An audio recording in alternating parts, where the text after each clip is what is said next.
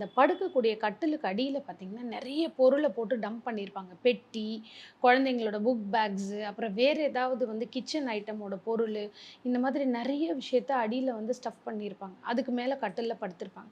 இந்த மாரி படுக்கலாமா? படுக்கக்கூடாது. அப்ப இந்த படுக்கை அறை அப்படிங்கிறது ஒரு அதுக்கு கீழ இந்த ஸ்டோரேஜ் பண்றது இது எல்லாமே சனிக்காரகத்தை வந்து அதிகமாக தூண்டும்.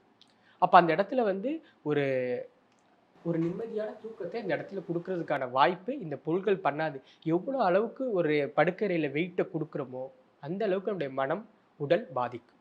மனம், உடல் வந்து முழுக்க பாதிக்கக்கூடிய ஒரு விஷயம் தான் இந்த படுக்கை அறைக்கு கீழ போடக்கூடிய இந்த ஸ்டோரேஜ் அதெல்லாம் பண்றது உருவாக்கும். இதே மாதிரி பார்த்தீங்கன்னா, அதே பெட்ரூம்ல அவங்க படுத்துட்டு இருக்கிறதுக்கு தலைக்கு மேல பார்த்தீங்கன்னா, லாஃப்ட் இருக்கும். நம்மளுடைய சாமான்கள் போட்டு வச்சிருப்பாங்க. சில பேர் வீட்ல அது ஓப்பனா இருக்கும். சில பேர் வீட்ல டோர் போட்டு க்ளோஸ் பண்ணியிருப்பாங்க. இந்த மாரி லாஃப்ட் வந்து எந்த டைரக்ஷன்ல இருந்தா நல்லது?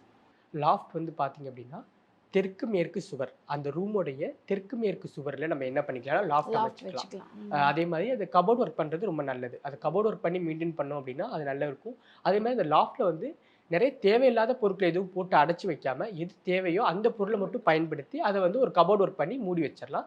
ஸோ அதோடைய சவுத் வால், வெஸ்ட் வால் அதுல வந்து நம்ம ஷெல்ஃப், லாஃப்ட் போட்டுக்கலாம்.